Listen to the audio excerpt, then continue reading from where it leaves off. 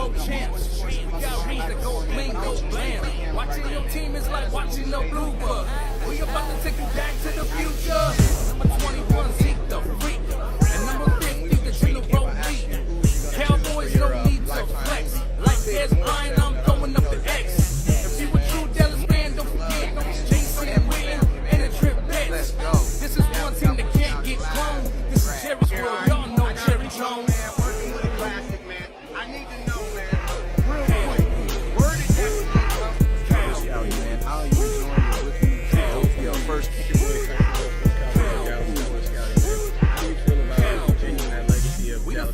Super Bowl champs. We got rings that go bling, go blam. Watching your team is like watching the blue book.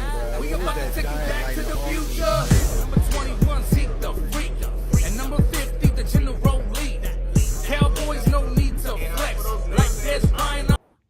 What's up with you guys? It is your boy West Coast, and how's everybody doing today? How's everybody doing? How's everybody doing?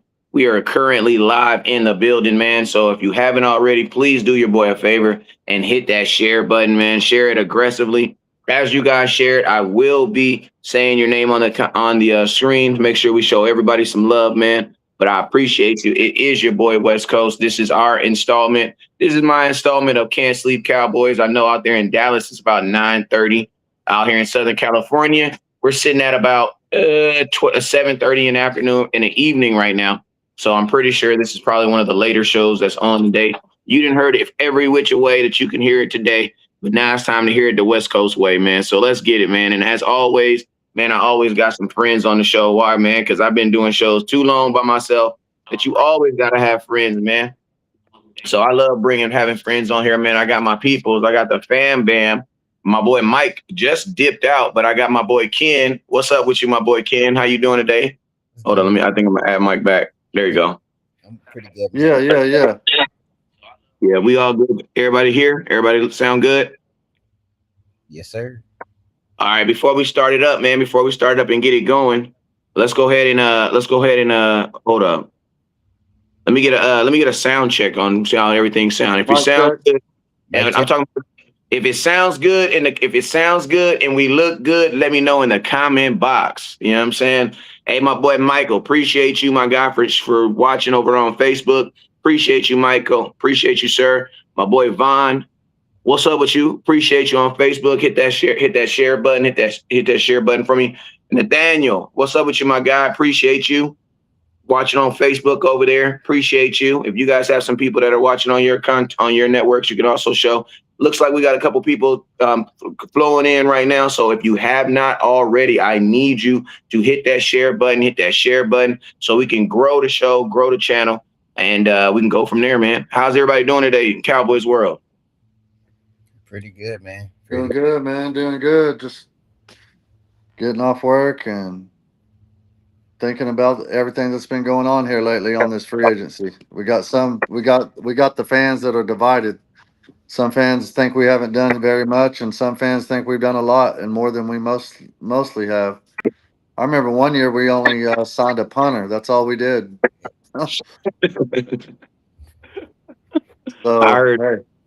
Hey, well, shout out to my boy Lucky Johnson. What's up with you, Lucky? Watching over there on YouTube. If you can, sir, please give me a share on YouTube, please. My boy Vaughn Covington, what's up with you, sir? Hit that share button. Nathaniel P. Loco, he says, Zeke said, it's what up with you, nephew? I see you out there. It's crazy, man, when you have literally known people long enough for them to have kids and their kids be talking now. That's crazy. Like, that's crazy, man. What's up with you, Lucky? What's up with you, Mike? What's up with you, Jamal? Appreciate you, sir. And then what's up? What else we got up here? We got a couple people up here. So appreciate everybody that's tapping in, man. If you're watching on Facebook, what's up with you, Esteban? Esteban, hit that share button for me, please. Hit that share button for me. Stephen Arthur, hit that share button for me, please. Jason Chavez, hit that share button. Appreciate you for watching. Hit that share button. We are growing. The numbers are growing. You want to know why? Because you guys are sharing. Chris Bags, what up with your Bags? BAGZ, what's up with you, my guy? Put you on the screen. Appreciate you for hitting that share button. Jason Chavez, appreciate you for hitting that share button. Who else we got on here? We got some people coming up in here, man. So appreciate everybody that's coming in, everybody that's doing their thing, everybody that's ready for some cowboy content the West Coast way, man. So yo, man, let's get into like first off and foremost, we always like to get into like kind of like the things of the nation that's kind of like going around and think different things. Listen to me, I'm gonna keep it real with you. We still got almost a month into the draft, and as soon as the draft starts, man, it's gonna be like draft. You know what I'm saying? One thing I'm listening to me. I love draft because draft is like Christmas almost because you get the. It's not like Christmas. It's really like the 2 weeks before Christmas, right? What's up with you, Miss Angel? Miss Angel, hit that share button. Me watching on YouTube. Appreciate you. Josh Gibbs, appreciate you. Appreciate you on YouTube. Appreciate you for watching and tuning in and hitting that share button. I know you're gonna hit that share button for your boy. Robert, what's up with you, Robert? He says, what's up, family? Appreciate you for sharing on Facebook, sharing your various cowboy groups. You know what I'm saying? But yo, first thing, I ain't gonna that's what I was gonna say. Draft content is literally like it's like waking up every single day and creating your Christmas wish list. And then you send it over to your parents, and they in the back of their head looking at that wish list like, I ain't getting this, I ain't getting that, I ain't getting this, I ain't getting that. But you know what you do? You research all the toys. You research everything. You know exactly where your parents need to go get it. You know where it's going to be in stock at. You know all of it. And then Christmas comes, and you look at your list, and you look at what you got, and you be like, damn, can my parents read? Yeah, they can read. They just couldn't afford all that stuff. Nobody trying to get all that stuff. You own 9 Xboxes and 2 PlayStations. Come on now, man. You know what I'm saying? Jerry is not about to get all that stuff, man. So draft content, man, it's crazy, man. So listen to me. I love the draft because it always brings new things. But I just, man, it's crazy how much content you do on players that's not going to be on your team when you win the draft. You know what I'm saying? So we about to update you on, you know, and when that time comes, we're going to definitely update on you. But until then, man, we're gonna talk about some other stuff that's kind of like rumored and floating around the nation, man. So before we get into it, man, let's go ahead and start off, man. Man, the first thing that I kind of saw out there today was a guy named my boy, Mr. Alex Highsmith. I've been seeing some, not necessarily reports, but I just been seeing different things. The Cowboys, possibly talking about bringing him in, or the nation talking about their thoughts on possibly bringing him in. He's a 28-year-old linebacker, plays in the same type of scheme that the Dallas Cowboys are going in right now, which is the 3-4. And we actually even going to talk about that for a little bit too, the 3-4 versus the 4-3 and which one we think is better. You know what I'm saying? But before we do that, we just going to hop right into some of the rumor mill, as some would call it, or the baby mama drama mill, because if there's rumors going around, it's probably your baby mama that's putting them out there. You feel me? So, yeah, we're going to call this the baby mama drama mill. You know what I'm saying? And in this segment, we got Mr. Alex Highsmith, 28-year-old young man, currently playing for the Pittsburgh Steelers. He had a productive, Mike, when we talked to him about it, you want to give me some info? I'm going to let y'all know the money real, because I know y'all, when first we talk about somebody, first thing y'all want to talk about is the money. You know what I'm saying? So let me let y'all know right now, he's on a 4-year deal worth about $68 million. He's a 3-4 defensive guy, outside linebacker guy. So that's perfect for us fit-wise. Why? Because that's what we're looking for right now. And out of all the cornerbacks that we brought in, out of all the defensive tackles that we brought in, one thing that the nation is for sure saying that we did not bring in, or we don't have enough of, is linebackers. You know what I'm saying? So Mike, go ahead and talk to me about Mr. Highsmith. I'm going to show y'all a little picture real quick of the 4-3. As you guys can see on the left, the 3-4 is going to have 3 down linemen, and then you're going to have 4 linebackers, right? Versus the 4-3 we were playing, and we had 4 defensive linemen and 3 linebackers. Now, Mr. Highsmith plays in the left. If you're looking at your screen right now, he plays in the one that's on the left under the 3-4. So he's an outside linebacker type guy. So, Mike, give me your thoughts on Mr. Highsmith, and make me understand why the nation is talking about him right now. Yes, sir. So, can everybody hear me okay? Mm-hmm. Yeah, we got you. Oh, okay. So, yeah. So, the whole reason why we need someone like Highsmith is we need somebody who's going to rush the passer. Rashawn Gary is more somebody who's going to stop the run. we don't really have that edge rusher like our Micah Parsons or like our Max Crosby solidified on this edge room slash linebacker room. So normally in a 4-3, we would have had him in like Micah Parsons' position rushing off the edge. But since we're in a 3-4, he's going to play an outside linebacker, but he'll be a blitz specialist or a quarterback rush specialist. And he's a high priority target right now, is what I heard because Mike Fisher reported it. And when he reports it, I believe it. Okay. So that and the problem with the other guy, Grenard, is he wants a new contract for Minnesota. So I think this guy would be a better target because you can keep the same contract that he has, like you said. What'd you say it was? 3 year or 4 years. 4 year, 68 million. So yeah, so he's about $14 million a year for his production. What does his stats look like from last year? Yeah. That would be Ken's department. Yeah. You ready? Yeah. Yeah, let me know. Yeah. He played 13 games. He missed some games due to injury, but he still led the team in sacks with 9.5. He had 50 tackles, 30 solos, 14 assisted, 15 tackle for losses, and 1 forced fumble. So he had a pretty productive season, considering he some time due to an ankle If he injury. would have played the whole season, he probably would have had 15, 16, 17 sacks, you know? I don't know about that high, probably 12 or something. 12 Yeah, or Mike, 14. Yeah. Mike just took him to Miles Garrett. Yeah. I mean, but 9.5 sacks on 13 games, that is pretty impressive, though.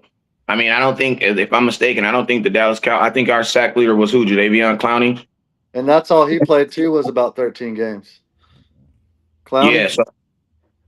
Yeah. So I mean, I'm not gonna lie, that's pretty impressive, especially when you're on a team with T.J. Watt. So, because you would think T.J. Watt, as much money as he's making over there, in Pittsburgh and being a fan favorite, that there would never be a time that someone else will be leading their team in sacks. But he was actually as productive or more productive than T.J. Watt, and it's crazy, man, because I remember there are certain players on certain teams that, like, when you say their name, you be like, who? But then you look him up and you be like, oh, I know who that is.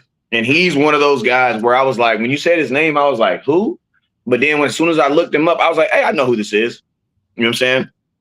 So he definitely has that. He definitely has that allure. And what do you think? My question to you guys, with those type of stats and those type of production at 28 years old, because 28 years old is the same age as Max Crosby.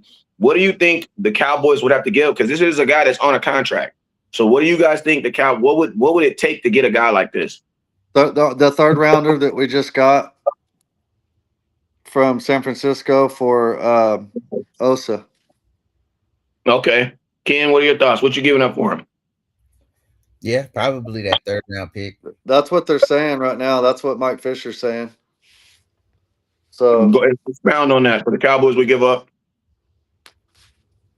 He's worth a third round. He's really a second round grade, but they'll give him a third round right now. So unless somebody wants to come in and give something better, Okay. Well, I mean, if my question to you guys is, if he comes in on this team, is he one of your better middle? Is he one of your better linebackers? Is this a guy that's going to wear the green dot for you, or is this a guy that's going to be primarily rushing the quarterback? He's a dog, man. He's going to be rushing the quarterback primarily. Okay. So then, with this guy, you would still be looking for a guy to wear your green dot. Then. Yeah, they're talking about maybe the safety Thompson that we brought in. Might be, unless we bring in someone else, because Nakobe Dean, the Nakobe Dean project failed. That was going to be our green dot guy, and he went to the Raiders. Yeah, and I'm gonna mention you, like, a guy like Nakobe Dean, considering he started his career, because guys always want to go. Sometimes you can't get the most money where you started at. Sometimes you got to go somewhere else and get the money at and get you a big bag, right? But then guys, they also understand that, like, once you go get that big money, you're gonna get older there, right? So if you're not able to retire as a Las Vegas Raider, you want to be able to at least come back to Philadelphia. So I think Nakobe Dean's mindset was more along that aspect where if I can go to Raiders, play there for 4 years, they sign me on a big contract. So what does that mean? There's going to be high expectations. If I'm able to meet those, then yeah, they'll give me another contract. But if I'm not on my little victory lap, I'm about to, I got 1 or 2 years left in the league type of deal. I can always come back to Philadelphia. And I think that was the real reason why Nakobe Dean wasn't. I mean, he was interested in Dallas, but he wasn't nearly as interested as he was in Las Vegas. Because, I mean, at the end of the day, the Las Vegas Raiders and the Dallas Cowboys last year, the Raiders are they're the number one pick. They're a lottery. So they're way further. They're way further than the Dallas Cowboys from, being ready to, to kind of like turn their thing. He went there because his friend went there. He's really good. He went to college with Quay Walker at Georgia. And he said that's the only reason why. It was like 49-51. 49% he wanted to go to Dallas and 51% he wanted to go to the Raiders because of Quay Walker. That's crazy. Yeah. So I thought that was kind of messed up. The Raiders have kind of screwed us twice because we had Max Crosby. And they're like, oh, no, well, the Ravens gave a better deal. Never mind, Max. You're going to Baltimore now. Because he thought he was going to Dallas. And then he goes and does a switcheroo, and now that they got Quay Walker and Nakobe Dean, he's like, "Crap, I'll just play here." Yeah, and I just won my content parlay because I put down the over under that it would take Mike 20 minutes to mention Max Crosby. I took the under, so I won. Now if I could just hit on the Micah, because I know he's gonna say something about Micah Parsons within the first 30 minutes. So I just need him to hit that one. I got whip. Point it out. You know what I mean? No, Micah's way back here. There you go. He way back there in the rear view. Way back there around the corner. No, that's funny though. But yeah, so I mean, these are my thoughts, man. I want the Cowboys to do what right now? I want the Dallas Cowboys to just continue to improve on this defense. I love that the Cowboys are actually, a lot of people, blame the Cowboys for not doing anything. Years, the Cowboys didn't do anything. Cowboys never do anything. Cowboys never doing things. Now they are doing actually some things, you know what I'm saying? And one thing that the Cowboys did, or what it definitely looks like they are definitely doing, is they have holes that they have on their defense. And what they're doing is they're taking players who have shown that they can play the position and play the position at a high level and make plays, and they're giving them opportunities. Now, not even to bring up the Max Crosby, but I think like if we would have got Max Crosby, that would have probably been the only thing we would have got. You know what I'm saying? So these new additions that we got, like, because I mean, that's what happens with the Cowboys. You know what I'm saying? It's like you either get one or none. You know what I'm saying? Because if the Cowboys was really, in my opinion, if the Cowboys were really, really, really interested in getting a Max Crosby and you weren't able to get him, why you didn't go for the next best thing? You know what I'm saying? It's like when you go to the grocery store and you want Lucky Charms. Your mom say, I ain't getting no damn Lucky Charms. Them box for $5. So what you go get? You go get the cereal with the marshmallows in it. Next best. The big bag of it. You get way more. You know what I'm talking about? You get that big bag. Yeah, big bag. You know what I mean? So you get the next best thing. But the Cowboys didn't do that. The Cowboys was literally like, it's Max Crosby or nobody. Or a bus. You know what I'm saying? Yeah, that's why they got Thompson, and that's why they got that defensive tackle and other safety that we got. And we got Rashawn Gary. Mm-hmm. And Thompson, yep. Hey, what do you think about that, bro? Do you think they still would have got all those players if we would have got Max, or me? Yeah. I think they probably would have picked up Jalen Thompson. I feel like that was probably going to happen for sure because they needed safety help. PJ Lock for sure because he's only on like a 1 year, $3 million deal. So I'm pretty sure they would have got more people. Obviously, Rashawn Gary probably wouldn't be here. That corner that we just got though, the Land Shark. Yeah, he might. He's on a 1 year deal too. So Kobe Durant. What do y'all think about Kobe Durant, Mr. West Coast? Have you Hey, guys watched any film on him? just to shift it, we gonna actually talk about the whole DB room. There we go. Shigading. This is the Dallas Cowboys. Hey, sorry, Ken, to block you. But Dallas Cowboys current cornerbacks. Josh Butler's the best one on there. You got Deron Bland, you got Kobe Durant, you got Sharon Rebel, you got Reddy Stewart, you got Calvin Carsons, and Josh Butler. You know what I'm saying? Out of those three corners right now, currently, I want you guys to, before we say it, I want you guys to put in the comment box who are your three starting corners, because only three of these dudes are going to start. The other guys are going to be more or less rotational players. I think Deron Bland is almost a guarantee lock because of his contract. But I want to know from the comment box right now, who are you guys? Who is your starting three corners on this list right here? Can I tell you my theory real quick, West Coast? Sure, you definitely can. Okay, so I think to start the season, you're going to have Deron Bland, Shavon Ravel, and Kobe Durant, right? Yeah. And then I think Josh Butler is going to take over Shavon Ravel's spot. Give me your thoughts on that. I really believe in Josh Butler, bro. Like, he is a very physical, sticky corner. And if Shavon Ravel is doing what he was doing last year, because honestly, I know he had to play with the brace on. So if he's still got that brace that he's got to wear on the knee, I don't know, man. I think it kind of like impaired him a little bit. But if he's fully healed this year, I want to see what he's got, man. But it's definitely going to be a battle in that cornerback room because you got Reddy Stewart, because Reddy Stewart's a very good player too. Okay.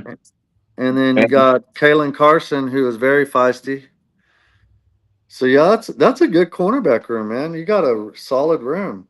You don't really need to draft a corner, in my opinion. You could our problem right now is just linebacker and the edge specialist, you know. We don't have Overshone and Shamar James are your linebackers right now. So okay, my boy Chris, I'm gonna read a couple in the comment. My boy Chris he says he got Bland, Josh, Butler, and Kobe Durant as his starting three. Ken, let me know your starting three. Oh yeah, Kobe Durant, Deron Bland, and Rev. Okay, give me some reasons on why you got those three. Yeah, oh yeah. I just want to say I disagree with Mike on a lot of stuff he just said. If Mansour Delane is there at 12, I'm taking him. I'm cutting Josh Butler. I'm cutting Kalen Carson. I've seen enough of them. Our defensive coordinator is the cornerback whisperer. He developed 2 all-pro corners. So I'm going to let him reveal now he wants to be on his team. You said regardless of this list, you're still drafting a corner? Absolutely. I'll cut Josh Butler tomorrow. Okay. Listen, I'm definitely on the bandwagon as far as still drafting a corner. Yeah. Because the reason being is because even if you like these guys, like a guy like Durant, he's on a 1-year deal. So if he has the thing about these, this is why I kind of hate 1-year deals is because I hate them for my team. The reason why I hate them for my team is because if you do really good, they're gonna want. I ain't gonna say a whole lot of money. We gotta stop saying that because these guys just be wanting what everybody else is getting. You know what I'm saying? But they're gonna want what they're deserving of. And what I've seen with the Dallas Cowboys, especially when they give guys 1-year deals, they're less inclined to like bring you back because they feel like, well, if I got this guy for a 1-year deal for $3 million, it makes it hard in Jerry's mind to then go and spend more on that same player. It's like if you've had the same barber for 20 years, bro. He been cutting your hair I go through this every day, and I love my barber. I love him to death. But bro, he been cutting my hair for 25 years for like $15, $20. Now everybody's cutting hair for $50, $60, $100. And I'd be like, bruh, I love you, dog, but I'm getting the same cut. we having the same conversation. You know what I mean? And we having the same conversation. It take you the same amount of time. So for me, it's hard. It'd be hard sometimes You know what I'm saying? Come on, everybody bought their own clippers off Amazon and cut their own hair now. No, we black, Mike. We ain't doing that. I ain't gonna listen. That we did in when I was in school. That was called punishment. You know what I'm saying? Your mama had to cut your hair. You had to cut your own hair. You was in trouble for real. You know what I'm saying? But it's hard. It'd be hard. And so I understand where Jerry be. I understand, but then I was just poking fun. But at the same time, I see it like, the Jerry, he has that mentality where it's like, well, if I got Kobe Durant, if you came here and I gave you an opportunity and you 1 year for $3 million and you blew up, he gonna hit. Jerry Jones' mindset always thinks two different ways. Why should I have to pay for the same product? Or why can't I go find that same product again for the same price? You know what I'm saying? Jerry Jones, he's the type of person. I'm not saying any one of these dudes are trash because I don't like using those superlatives. But I feel like Jerry Jones feels like sometimes that he's like, they say you can always, even a trash can gets a steak every now and then. I feel like sometimes Jerry Jones be expecting it. Like he'd be expecting that he's gonna be expecting that he's gonna get a steak. And sometimes success for the Dallas Cowboys, sometimes when they're successful in something, sometimes when they're successful in a way of doing things, Jerry Jones likes to think that he can continue to do it again. You know what I'm saying? But I will say the boy from Tennessee, that corner from Tennessee, I've been watching this film. The only thing I don't like about him is he didn't play at all last year. Man, McCoy. Yeah, man, I'm so tired of like drafting hurt corners, man, because it always comes back to sting us in the butt, man. Yeah, You know what I'm saying? Man. We just need to draft the best player available. At 12. Whether it's a corner, a linebacker, or safety. If Caleb Downs is at 12, I'm taking him. I don't care if I got two safeties or not. Like he said, if Delaney's there at 12, We're in each other. Are you taking Delaney at 12? Absolutely. In a heartbeat. I'm rushing to Okay, but what if it's out of him? Let's say it's out of him and Caleb Downs or Thielen. Probably Caleb Downs, and then after that Delane, and after that Thieneman. There What ain't too many about people. Sonny Styles? Sonny Styles, where's he at on your list? He's probably going 5th or 6th. That's good. He's going 5th to Kansas City. To who? Was it New York?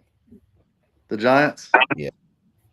So we would have to trade up to 4 to get him if we wanted him. Draft to trade up. This is not that good of a draft. We're trading up valuable draft picks that we need. So I'm just gonna stick and pick, or I'm just gonna trade back, get more picks because we need picks. Facts. And I'm gonna tell you one thing about our current corners. Part of the reason why we don't know a lot of these guys, you want to know why? Because they all have injury history, bro. Like every one of them does. Every one of them does. So that be the only so like to a degree it'd be scaring me because like my boy Boss Cowboy says, if your insurance needs insurance, you don't have insurance. You know what I'm saying? So it's like, Deron Bland, he didn't have insurance. He didn't have injury issues until he had injury issues. My boy Kobe Durant, he's only on a 1-year deal. Siobhan Rebel, he came in with injury issues. Kalen Carson's injury issue. Josh Butler, injury issues. You know what I'm saying? And a lot of times we like to think or say that, like, if they were healthy, we'd be able to say this. They're going to be healthy this year, though. They're all healthy this year. How long, Mike? How long? If they get hurt again, I'm cutting them. I'm giving them one more chance. That's it. Josh Butler, you got one more chance. You get hurt, you're gone. But my question is this. If the Dallas Cowboys, and this is kind of a spinoff question, the Dallas Cowboys don't fix their pass rush, bro, you actually need some damn good corners, bro. Because they are going to be covering. Like if the Dallas Cowboys would have gotten like not even like, listen, now I'm going to tell you too, the Dallas Cowboys are also putting on a lot of faith that Rashawn Gary is going to be that dude. They're putting a lot of faith they're putting a lot of stock into him being that dude. You know what I'm saying? And Quentin and Kenny. So yeah. Like to rush the passer or like they say good pass rush is a cornerback's best friend. You know what I'm saying? So I think Rashawn, if we can get that dude from the If we can get that dude from Pittsburgh that we were talking about earlier, the edge rusher, or the other guy, Grenard from Minnesota, to rush on the other side, opposite Rashawn Gary. And then you got the other two rotating in. What I'm saying is, as it stands right now, though, as Leah it stands, Fell and Ezaraku rotating in with Gary and Highsmith if we get Highsmith. If not, we're probably gonna bring back Clowney and the other guy that we had that was drinking Henny. What's his name? Dante Fowler. We're not. Dante Fowler. Yep. He's like he don't even think about him being a Cowboy. He's not coming back. They've already said that that Rashawn Gary is gonna be that guy. Okay, so they don't need Clowney. Nah, they're getting younger. okay. They're probably gonna draft a edge rusher. To be honest, like I At number 12, yeah, that's what I'm thinking. They're gonna draft the edge at 12, and then they're gonna get best player available, probably linebacker at 20. nah, Whether it be C.J. Allen, Anthony Hill, or Jacob Rodriguez will be at number 20. And number 12, they're gonna get an edge like Ruben Bain, or they're gonna get that height guy from Texas Tech, Carmelo Height, or the guy from Texas A&M. What's his name? What's the young? That's a guy I've been seeing floating around a lot. The youngster, number 32 from Oregon. Thielen. the safety. Yeah. That's what we were just talking about is Thielen. If he's there at 12, they might take him at 12 if Caleb Downs isn't there. But if there's a good edge rusher right there, let's say Ruben Bain is there. I don't know, dude. Like, that's a hard choice. I take Ruben Bain. You take Ruben Bain over Thielen I mean, yeah, 12, yeah, because of positional value, and you yeah, already got good safeties. yeah. I take Ruben Bain at 12 and then double back and grab like a Cassius Howard. So that's our edge rusher right there. Ruben Bain would be the edge rusher. Right, no, I'm sorry, yeah. Get Ruben Bain and then I'll whatever 20. I'll probably trade back because once you kind of get to picking in that range, it's not a lot of people that allow me. I'll probably trade back and then get some pick. Okay. Yeah. Hey, I got a question in the comment box. Well, a statement. What's your thoughts on this? My guy Bryant B. Smith says he said that it's a mistake to not bringing back Clowney. What are you guys' thoughts on that? Someone just said we got Bobby Wagner. Y'all better not be trolling. That's I mean the defensive coordinator, like he doesn't like if you guys listen to Stephen Jones, he was saying like, oh yeah, we're gonna bring Clowney back, and then once we hired Richard Parker, the Clowney talk went away. They stopped talking about him. Clearly said, hey, I don't want him on my team. Like I want to get younger. And I don't really think he's a scheme. Yeah, he had eight sacks and a 4-3 defense. You would be asking, but I mean, Clowney's played in 3-4. Yeah. Was in Carolina.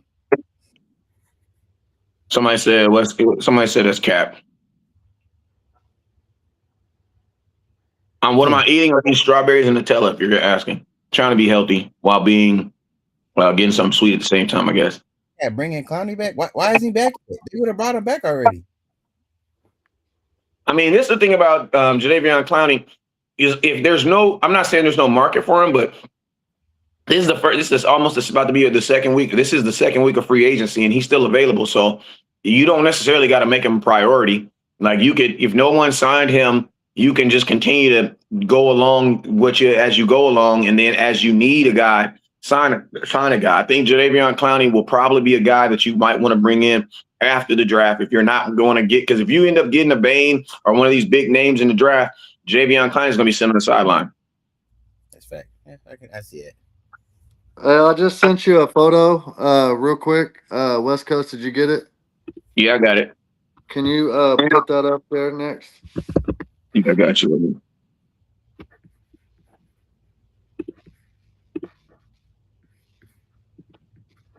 All right, let me load this up here. So this is our linebacker, our edge room. Coming up. It's loading now. I got a couple That's people. why we don't need to be going thirst. We can't go hungry into the draft so that we can get best player available, you know?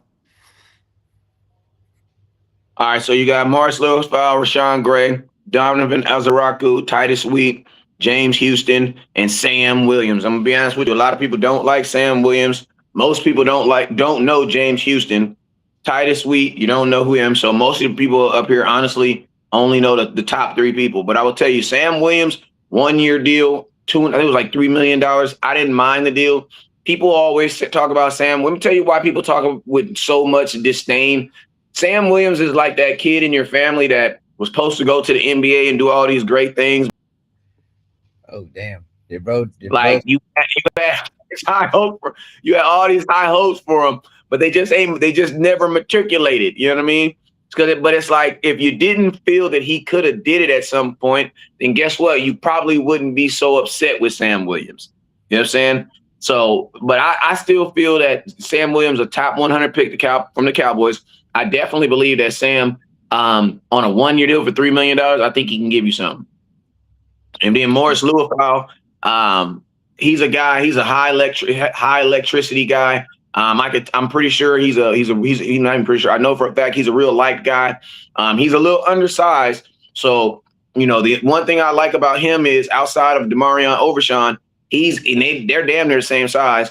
He's actually able to keep himself healthy. You know what I'm saying? Whether that be just, the way he diets and stuff like that, whatever it is, he's actually able to keep himself healthy and has been able to keep himself healthy. So, a standout player on special teams. Hopefully the Dallas Cowboys getting more reps this year. When I say more reps, I don't necessarily mean starting though. But listen, looking at this list right now, I know the average Cowboy fan don't know none of these dudes. Ezraku was a rookie last year who came on, had a really good rookie campaign last year. Looking to build on him, but it's a bunch of guys. Pass rush is usually by names. Like, if you don't know your pass rusher, typically most folks think he's not good. You know what I'm saying? So I kind of understand, why the nation is saying why, or even why it's been rumored that the Dallas Cowboys are still being rumored to some of these big name pass rushers that are coming into the NFL via the draft. Ken, what's your thoughts on the Cowboys' current edge rush room? It could always get better. I really am not in love with any of the bottom three guys. I think Sam Williams is a liability, and I've seen enough of him the past 4 years. I kind of know who he is. I know people are saying maybe he's going to be better this year because he was in 3-4 at Ole Miss, and it's more of like, what he's capable of. But every time I see Sam Williams on Sundays, he's always committing a penalty. Like, he'll give you something every now and then, but he's kind of who he is. I think Donovan Ezraku is probably going to be better year two. Rashawn Gary's going to help stop the run. Morris Leufau, I don't really know. Maybe he was cool under Zimmer. But I feel like, honestly, I'm going to draft a pass rusher like Cassius Howe or somebody else in like the later rounds. So this is going to get updated, I think, after the draft. What's crazy? The Cowboys pass room never really been good. We've always had Micah Parsons. Because if you put Micah Parsons on this picture, the pass rush looks perfect. It's awesome. You ain't lying. You know what I mean? Like when you have a generational talent at pass rush, it makes everybody else looks good. You know what I'm saying? It makes everybody else look good. Or Max Crosby or somebody. I don't know. I ain't gonna say Max. I mean, Max Crosby is definitely that dude, but I got to see what he can do. I'm curious to see how he's gonna perform this year. I think I'll lie. I think he's gonna end up tearing it up. If he ends up staying with the Raiders, I think he's gonna end up turning it up just because the Raiders will allow him to, because they want to legitimize the fact. Because if you're the Raiders, after everything that happened with Max Crosby, you were gonna for sure put him in a position to go get 14, 15 sacks, so you can show the world that we made the right move by. Even though he came back to us and we traded him, we still got the best of the deal. And one thing for sure the Raiders are going to want him to have is more sacks than Trey Henderson. For sure. All right, moving right along. Let's talk about a guy that I've liked since he was in Seattle, Mr. Bobby Wagner. He got globe cleats. You know what I'm saying? Why? Because he was a 99 on Madden 1 year. You know what I'm saying? So he definitely a guy that's played at the highest level. He last played with the Commanders, so he's a guy that we've seen before.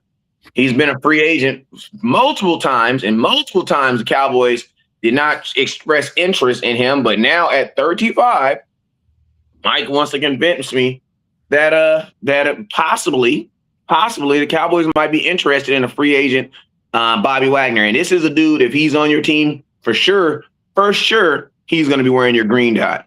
You know what I'm saying? So let me know. Somebody said 3 years in playoffs. I don't want to hear no excuses about the Cowboys. Cowboys are only 2 years removed from the playoffs.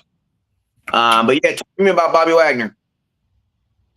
Bobby Wagner is a Hall of Famer who is good to have in your locker room, who's just an all-around good player. Has he lost a step? Yeah, he's not the same he was 10 years ago, but he's still a very productive player. But he's not someone you're going to keep around. He'd be a 1-year deal, be someone you bring in to coach up these younger middle linebackers like Overshone and Shamar James. And if you draft a linebacker like somebody like let's say CJ Parker, or if you get Hill from Texas or Jacob Rodriguez, those are my top 3 linebackers.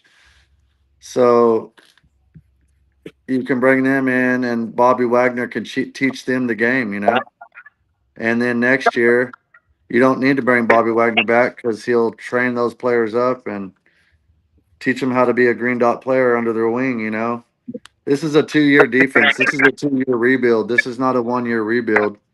Facts. So I think it would be a good idea to bring him in and an answer to prayer, honestly. Yeah, and I'm going to tell you this. If they were okay with putting Sanborn and Murray and then bringing in Kendricks 2 years ago, there should be no reason with the Dallas Cowboys, outside of him being 35 years old, there should be no reason the Dallas Cowboys shouldn't feel comfortable about bringing a guy like Bobby Wagner in here. What do you think, bro? Ken, what's your thoughts on Bobby Wagner? I can't see myself. Yeah, I know, because Bobby Wagner's up. Okay. He's a cool, 1 year. You can shrink him and still put him up. He's a cool 1 year rental. He's going to teach our green dot. I don't really expect him to be 20. I don't expect him to be 2014 Bobby Wagner, 2015 Bobby Wagner. He's an old man, football year. Just teach my rookie year straight. I mean, truth be told, I would think this is Bobby Wagner's last year. I would think Seattle, a team like Seattle, not saying they would be interested, but I would think a team like Seattle would be, because guys like get that they like to get that final resting place. But for the tax implications, Dallas makes a great place to be your final place to lay it down too. You know what I'm saying? For the tax. Also, no state income tax. So I mean, it is. Yep. So we got 3 numbers on 3 guys on here. So would y'all pull the trigger on Bobby Wagner? Would you give him an opportunity? Man, at first I was like, no, to be honest. But then I thought about it more and more, and I was like, what choice do we really have at this point? Everybody's gone. Unless you're going to go trade for a linebacker. Yeah. Unless you want to go get Bobby Okrikike from the Giants. He had 147 tackles last year. Okay, my boy Esteban says yes, he would. Franklin Saint said, watch football if you want him to. He can't run. Well, I'm gonna tell y'all, man, your middle linebacker don't necessarily got to run. He got to read and react. You know what I'm saying? Talking Cowboys Sports. What's up with you, my boy? What's up, Chris Baggs? He says agreed. Chris agrees. Okay. He said y'all always bring up state income tax for nothing. Don't know big free agents goes to the Cowboys. Listen to me, some big free agents. Listen, if they draft CJ Allen, he can run the green dot well, West Coast. CJ Allen ran the green dot at Georgia. He was the coach on the field, literally. He's very intelligent. So if we get CJ Allen, that's our green dot. Ken, what was you saying? Yeah, he's a rookie though. It's different. I'd rather just have a veteran come in year 1, teach the rookie, and then I guess kind of rotate him in and out or whatever. And then year 2, that's your role. You don't want to put, because this is it's a very complicated scheme that you got to communicate with these guys. You don't want to thrust your rookie into something like this, because Christian Parker says he does not want dumb players. So you got to really know how to communicate and get your point. That's the brain of the defense. If the brain of the defense isn't on point, it's going to throw everything off. That's why I want a better. And I'm going to tell you one thing I used to do when I was a district manager for a company that I won't name because I sued them and won. What I would do is whenever I would get a new store, I would always put a manager there, even if he wasn't the best. I would put a manager there that I knew I could trust. Why? Because he makes my job easier. You know what I'm saying? Because you got to remember, Christian Parker, he has 11 other positions he has to coach at the same time. You know what I'm saying? So if you're able to put a veteran there who can kind of relay the message already and understand what's going on, because listen to me, youth is a good thing until it's not. You know what I'm saying? And I'm gonna tell you, youth typically is loved when you're talking about talent, when you're talking about how much run and all this stuff. But when you're typically talking about the smarts of a defense, and I don't be honest with you, I personally don't want to. I mean, not saying it can't be done because this is the new age NFL, but young middle linebackers typically make a lot of mistakes. You know what I'm saying? And I remember this right here. It only took the Dallas Cowboys at one time thought that Micah Parsons could be a middle linebacker. And you know who scored 2 touchdowns on them and changed their mind? Gronkowski, as a Tampa Bay Buccaneer, went to town on him. And guess what? Micah Parsons was by far way more athletic than Gronkowski, but it had nothing to do with athleticism. Nothing. You know what I'm saying? It had nothing to do with athleticism. Because you got to remember, when you're a middle linebacker, you're literally having a conversation with the quarterback all game. The quarterback and center all game are talking. If there's only one person that the quarterback and the middle linebacker knows where they're at all time, you know who that is? The middle linebacker.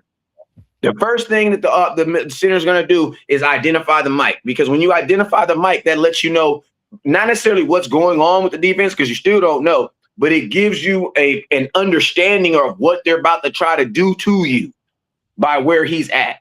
You know what I'm saying? And I'm going to be honest with you. I believe even with Micah Parsons, that's why our defense at time really hasn't been good. You know what I'm saying? Why? Because we've never had a middle linebacker that was good enough to disguise what we were actually doing, or honestly, not even just disguise, be able to figure out what the hell the offense is doing. Because I'm going to name you some guys who were Sean Lee. I went to my mom's house. Listen, I literally went to my mom's house, had dinner at my mom's house last night. She cooked some chicken and some spaghetti. It was fire, and some artesian cheese bread.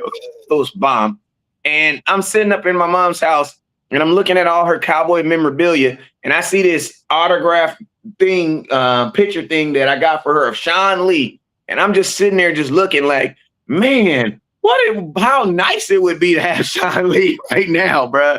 Like, and it had nothing to do. You think about Sean Lee, you never think about his athleticism outside the interceptions, though, was nice. But Sean Lee, guys like Luke Kuechly, these dudes were good because they understood what was going on. Sometimes they understood what the offense was going to try to do better than the actual offense. And that's 99% of the time where Sean Lee got interceptions.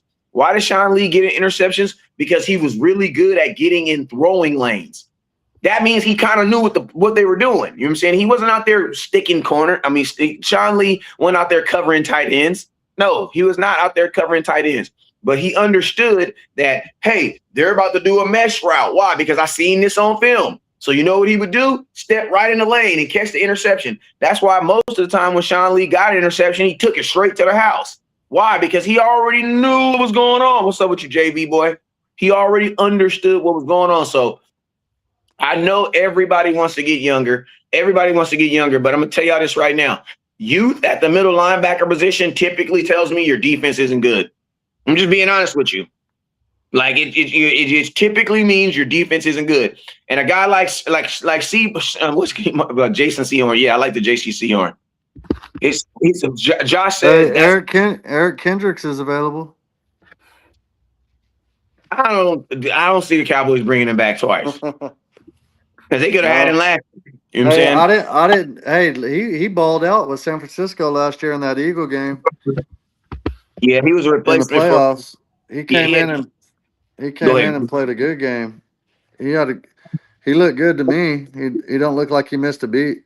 I mean, I'll say this: like Carson Schlesinger, the guy from the Browns, the second round pick, he was the defensive rookie player of the year. He's an inside linebacker, so it does happen like immediately make impacts. But it all Jacob Rodriguez could be that guy, dude. He's very smart. your defense as well. Makes everything easier.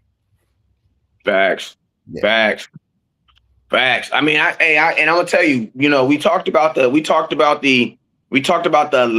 linebacker of the quarterback of the defense being the actual middle linebacker. I want to talk about us for the next 10, 15 minutes. I want to talk about the actual quarterback, because outside of y'all, everybody talking about his baby mama and what's going on with this and that.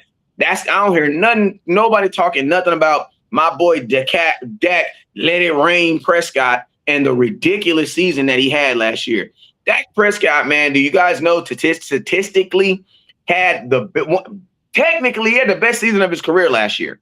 You know what I'm saying? Now, statistics will say that it was probably the second best season, but with over 4,500 yards, 30 touchdowns, only 10 interceptions. You know what I'm saying? And let's just be real. CeeDee Lamb dropped some stuff last year that would have probably given me more touchdowns. You know what I'm saying? But this was a thing that I saw. Actually, I saw this in my head and I made it on the video. So I want to, he said I can make this small. Let's see. Hey, can I say one thing real quick? Yes, you can. I heard this interesting stat today. It was the craziest stat of the year, and it kind of has to do with Dak Prescott. But anyways, we were 1 point away from going to the playoffs this year. You want to know how? How? If we would have beat the Green Bay Packers instead of tying them, that puts us at 8-9, right? But we just would have had that win that last game against the Giants, and we would have been 9-7, and Green Bay wouldn't have went in, and we would have. Yeah, All we had to do is beat Green Bay and then win that last game of the season against the Giants, which we lost it, but we weren't trying to win it.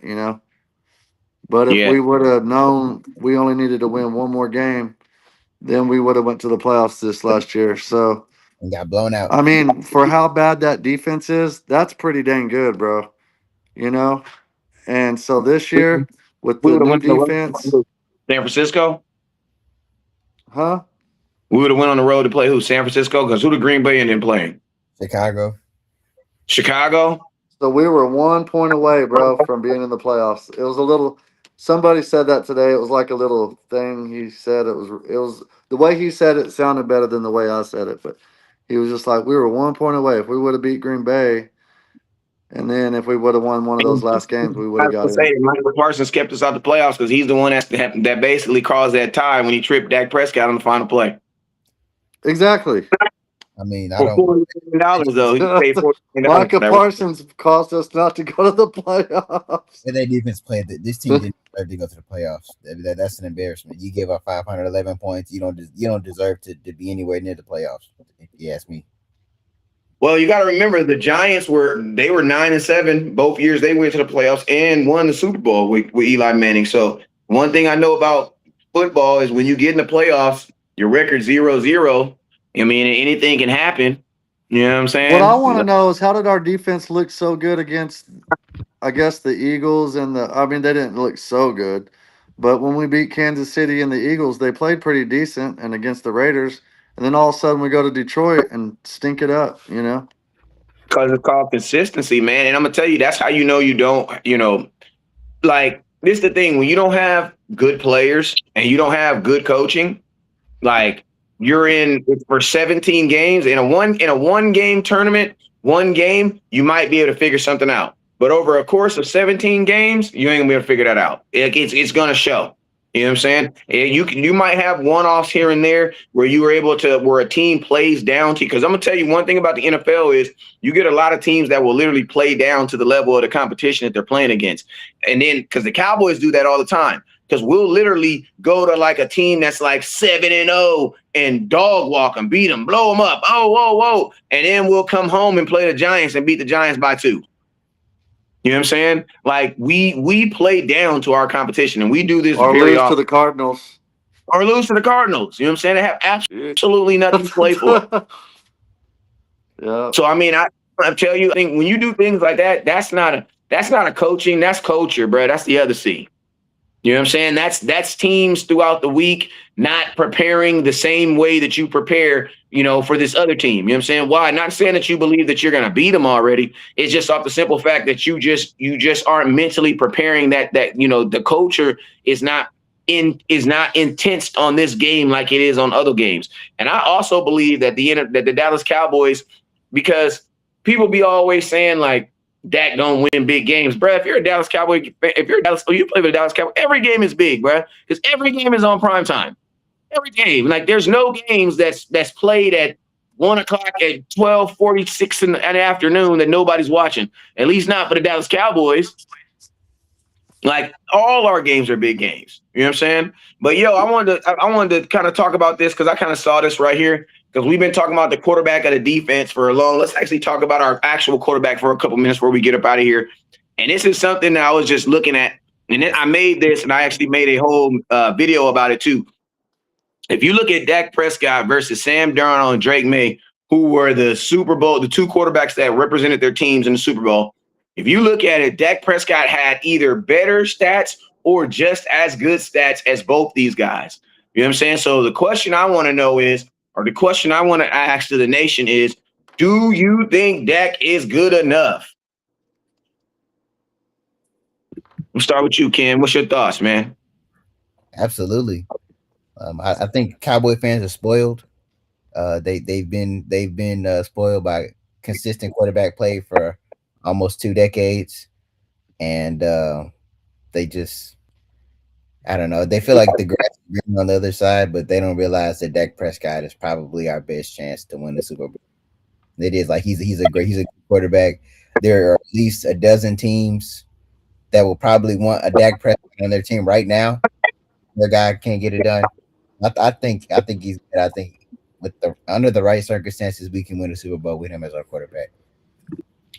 Yeah, and I mean, this if you look at the quarter, if you look at this, remember the Super Bowl was not really highlighted by quarterback play, and I didn't think it was going to be highlighted by quarterback play. I didn't think this was going to be one of those Super Bowls where you were going to be remembered by how good the quarterback plays. And when you even think about it right now, you know the two people that people always think about when they think about this last Super Bowl, they always think about Kenneth Walker and then the damn kicker. You know what I'm saying? So it's like Sam Darnold. One thing about Sam Darnold that he didn't do is he didn't lose them the Super Bowl, but he wasn't Patrick Mahomes it. He was not the reason. Neither one of these quarterbacks was the reason why they won or lost the Super Bowl. You know what I'm saying? I think Drake May played as good as he could play against the number one defense, not at home. You know what I'm saying? Mike, what are your thoughts, man, after seeing this? Yeah, Dak Prescott has had better stats than Patrick Mahomes, and I don't think he's the reason why we lose games. I always think it's our defense. Even that Packer playoff game, it was uh, Packer playoff game. Micah Parsons and the defense did not show up. Our offense didn't show up either, but it was just bad game. And then even when Dak was a rookie, it wasn't his fault. And then when we played the 49ers both times in the playoffs, I thought both of those games were well, the one that had 17 penalties was obviously rigged in my opinion, but but yeah, they tried to give Dak the ball one last time, but didn't have enough time on the clock. It's just been a lot of bad luck, over the years. And it would be perfect redemption for Dak to win a Super Bowl. And I'm glad that Jerry Jones and this organization is on board now with actually getting us some players and realizing that. See, when Jerry Jones went to the Super Bowl and saw how both teams in the Super Bowl turned their teams around in 1 year, the Patriots and the Seahawks, by going all in for real, Jerry Jones saw that and was like, dang, wow, you can actually do that. It's possible. Before that, in his mind, he didn't think that was possible, really. But now he's starting to see it and wake up, because he knows his life on here, the Dak window, and he's getting older, like he's not going to live much longer. So, like he was saying earlier, the Dak window is only 3 years. Once Dak leaves, remember the days when we had all those other quarterbacks, it was horrible. What was it? Vinny Testaverde and Drew Bledsoe, and then we finally got Tony Romo. You know, and him and Tony Romo stats are really a lot the same, but now he's starting to break a lot of Tony Romo's records. But the only thing that's going to separate him from Tony Romo really is if he goes to a Super Bowl. Someone says he doesn't show up in the playoffs and seems scared in some games. I'm gonna tell you this right now. That's a straight lie because Dak showed up against the playoffs when he played Tom Brady in Tampa Bay, and when he dropped 5 touchdowns. But I remember that wasn't a big game. I'm just saying that wasn't a big game. You know what I'm saying? That was not a big. Tom Brady. Yeah, that wasn't a big game though. Even though before that game, the Dallas Cowboys had never beat Tom Brady. We had played Tom Brady 7 times. Cowboys played Tom Brady 7 times, and we were 0-7. And now we were going to play him in the playoffs at home. But that wasn't a big game. That's all I'm saying. Dak has 2 playoff wins. You know what I'm saying? But that wasn't a big game. You know what I'm saying? So that's all I'm saying, man.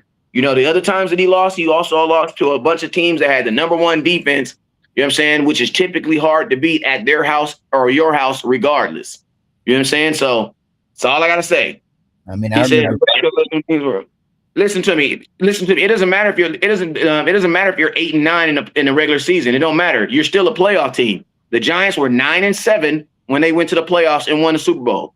So when you're in the playoffs, that does not matter. But I know with Dak Prescott, what people will do is they'll just move the goalposts.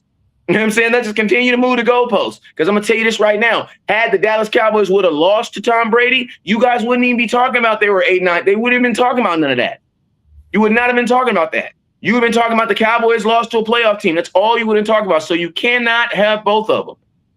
You know what I'm saying? You can't have both of them. If you don't like Dak as a quarterback, then just say you don't like Dak as a quarterback. But I hate when people try to use stats and facts to prove their facts about why Dak is not a good quarterback. I hate that. And if that's the case, listen to me. John Elway wasn't a good quarterback either until what? Until he won one. People were saying we got Pickens and Javonte Williams now, you know. Yeah. I mean, that helps. And listen, I'll blame Dak Prescott. I will blame Dak Prescott, but I'm just not gonna blame Dak for everything. Like, you know, and that's like my thing is this. You have a defense in every playoff game that Dak has lost is giving up at least 26 points. That's at home or on the road. How is that? Like, imagine going into a playoff game knowing that you got to score at least 30 points to win. That typically don't even happen in the playoffs. Most playoff games are low-scoring games. You want to know why? Because most teams have a solid defense or a halfway good defense to get there. So for you to think that you got to score at least 30 points at home or on the road to win a playoff game, that's ridiculous, bruh. So that's all I say. I just don't put all the credit on Dak. Listen, that San Francisco 49er game, that one at home when he threw the 2 interceptions, guess what? That first three quarters, yeah, that was on Dak. But guess what? How much did we lose that game by? Less than 3 points. You want to know why? Because it was Dak that put us back in position to win the game. That's all I'm saying. You know what I'm saying? And I hate that people will look at Dak's play and be like, Dak is the reason why we lost. But you won't look at the 11 dudes who gave up 29 points at home. Like, how do you, like, tell me just like that's unfathomable. But I know when, you know, for some people, it's just easier to talk about the quarterback than it is to talk about the defense. That's what it is. It's easier. Yeah, it's easy. It's easy. It's the low hanging. I think those days are behind us now, man. I really think Dak has just gotten better, you know. Like you said, this was his best year, you know. He's gotten better as the years have gone on. And I think he's in his prime right now. And I think he could possibly play another 10 years if he wants to. I mean, Tom Brady played until he was, 42? Dak's 32? I mean. Yeah, I don't think these dudes. He's at least got 5 years left in him, in my opinion. Yeah, I definitely believe it. I don't know. That's why they say it's a 3-year window, because that's like they think it's 3 years, but it could be 5. Yeah. Vault says you can't blame everything on Prescott because it's a team effort, not just him because he's a quarterback doesn't mean anything. anything in a team effort. Well, my thing is this: name me a quarterback, name me a playoff game where the Dallas Cowboys got blew out. We just got blew out. In Dak's career, he's been in 7 playoff games. The Green Bay. Well, how many points we lose that game by? What was the Green Bay Dallas debacle? Oh, I'm looking it up. The first game? We played just this couple years ago. The last time we went to the playoffs against Green Bay. 32. Huh? 48 to 32. 48 to 32. Yeah, but that was garbage time. It was like 48 to like 17. And then we scored and almost came back, but So it's like, I mean, that's what I said, name but every. other than that, it hadn't been. But you know, the game that Dak lost to the 49ers, it was like 19 to 16 or something like that. It was a low scoring game. The one in Dallas where there were 17 penalties. And if you go back and watch that game, half of those penalties were bogus, bro. You could tell the referees were totally rigged, bro. And I'm not just saying that. Like, that game was bogus. Stop saying football games are rigged. Stop saying that. Because there were 17 penalties. That was the most in NFL history. Listen, I am 43 years old. I'm not about to sit up here and tell my kids that there is a fat white man that's coming down my chimney with a beard. So we is not about to sit up here and try to say that football games is rigged, because the only time Cowboys fans say the games are rigged is when we lose games, and that's not fair. So stop saying that. And the second reason you got to understand that, hold on, is because there are dumb Cowboy fans that actually believe that. So stop saying that. It is a federal crime. Listen to me. You are not going to the feds for no 10 years to rig no damn football game. Every NFL player on the field is making at least $450,000. It just went up to $536 this year. How much money? Listen to me. How much money do you have to pay? There would be no money to win. How much money would you have to pay to rig an NFL professional game? Like, you know how much money? Listen to me. There hasn't been rigging in professional sports, in major professional sports. You want to know why? Because they make too much money. In 1919, 1912, when the Red Sox rigged the World Series, them dudes was making $1,200 a year.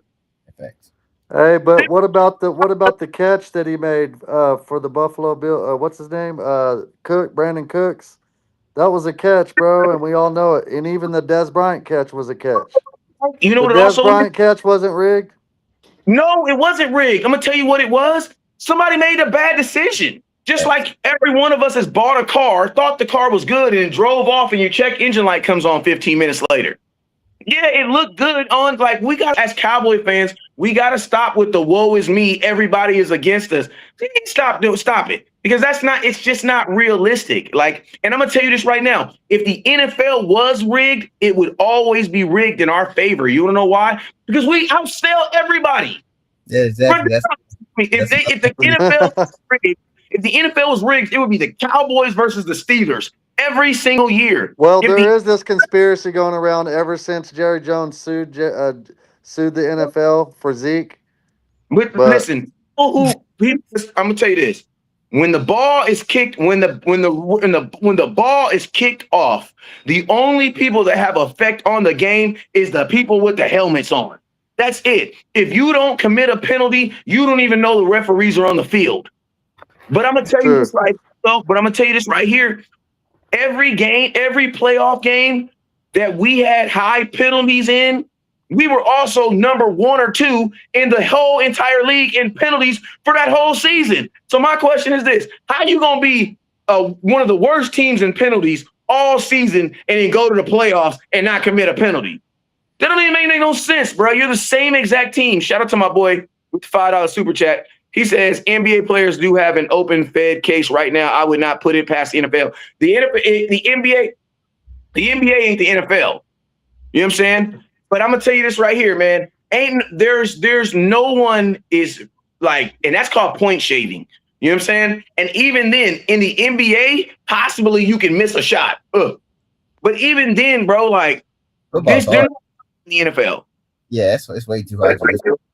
Like the NFL the NFL the NFL is like the true gladiator sport, bro. Like you're not doing like listen to me. How many times have you been watching a game and a ref threw a penalty and you was like, that was a good penalty. That was hey, you know what I'm saying?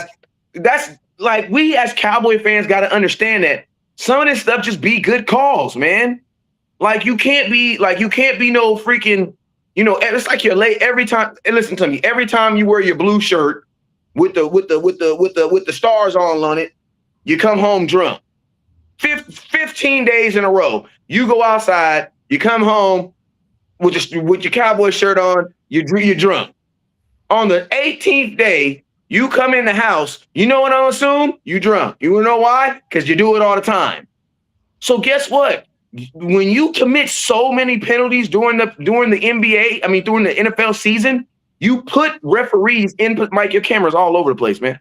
Oh, my bad. You're good. When you put referees in positions where they're more inclined to throw the flag, you want to know why? Because you always do it. You know what I'm saying? You always do it. Well, I'm still thinking it's a conspiracy. I think they hate the Cowboys, and that's why we had the most penalties every year. That's just my opinion.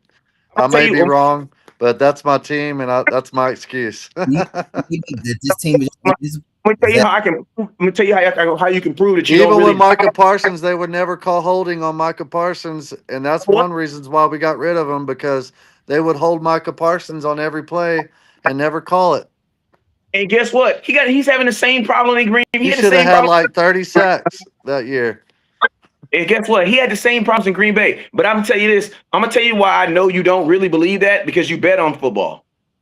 And if you thought it was rigged, I don't think the players are in on it. I think it's like the higher ups, like Vegas and the referees.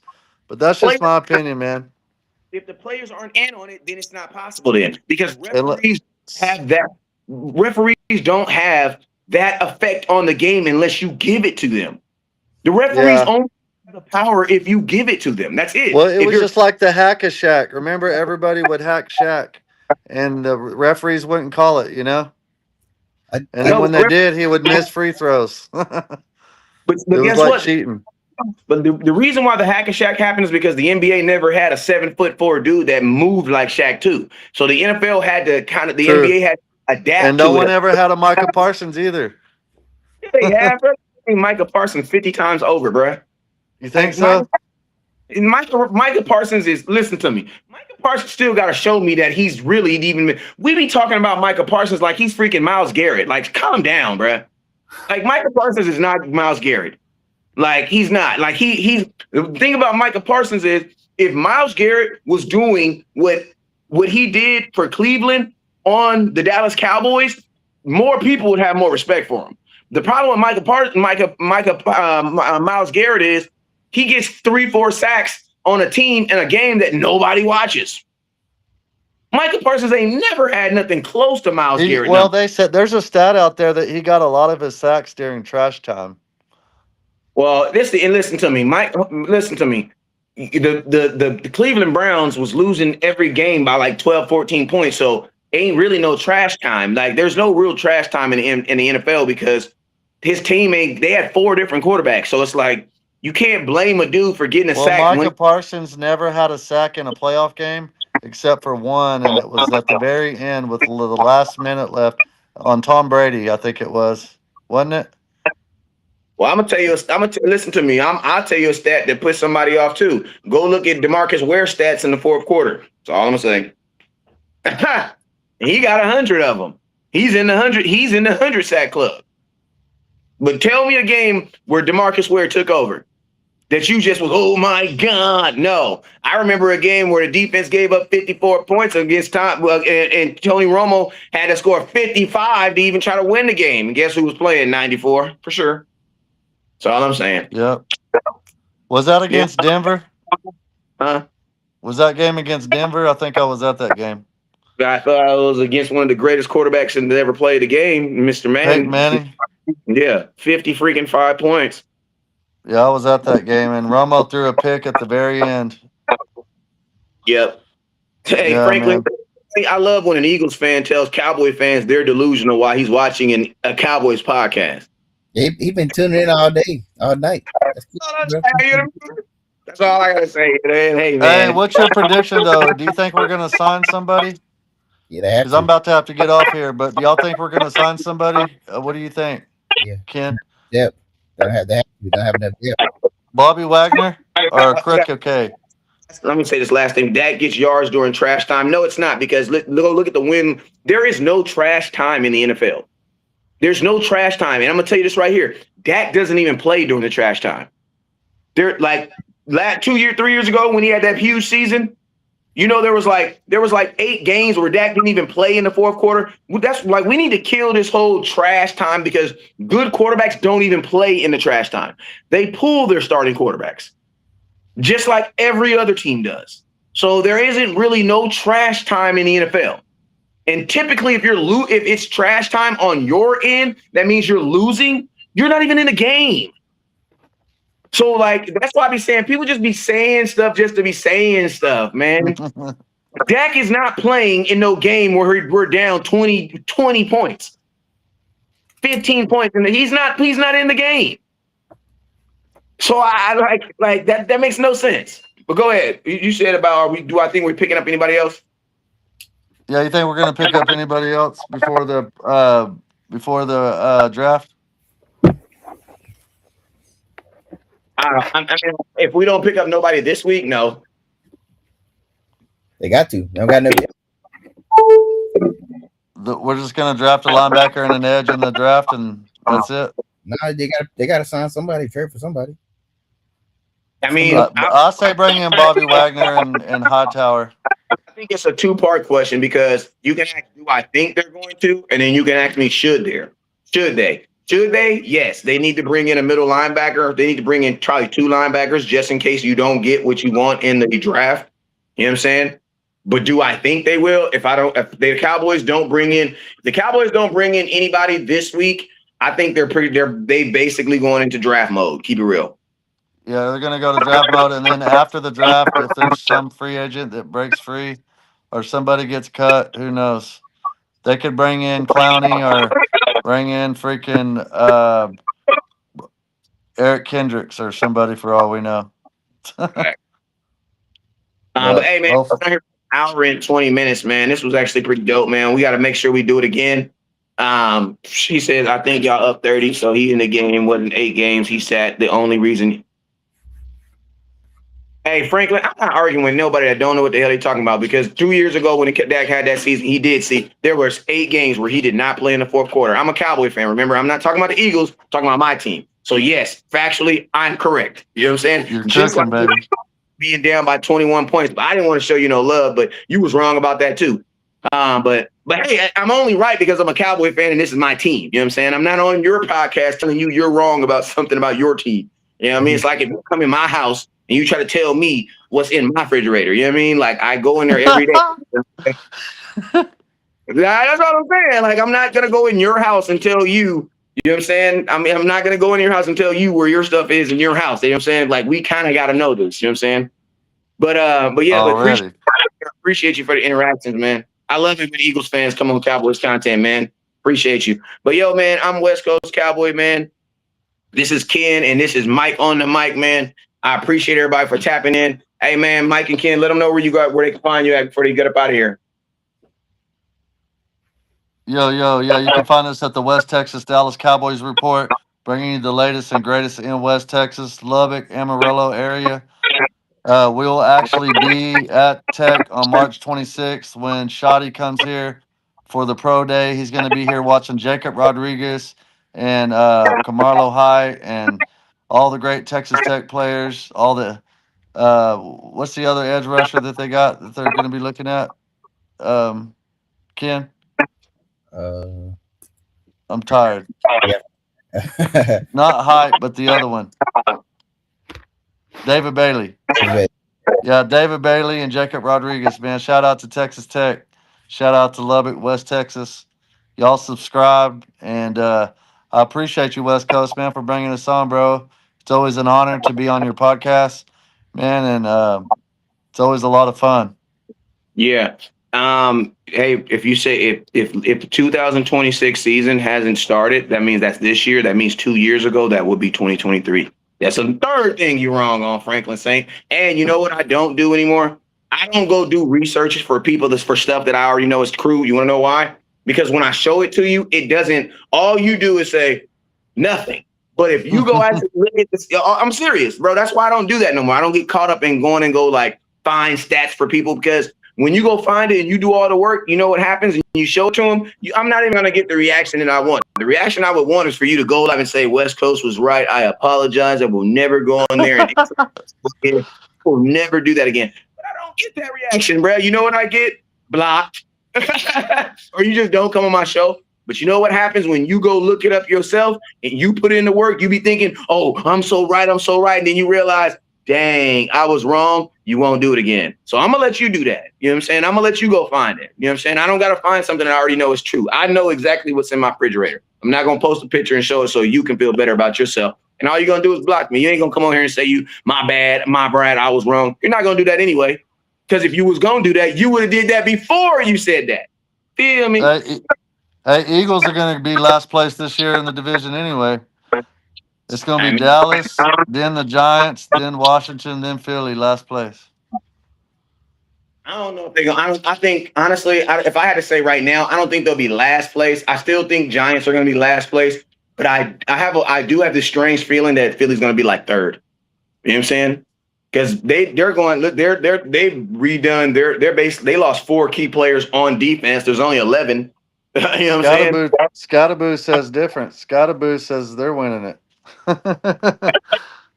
Well, we'll see, man. Him and Jackson Dart. But hey, man, I appreciate y'all for tuning in, man. You guys already know what it is. Never look down because the stars up. Peace.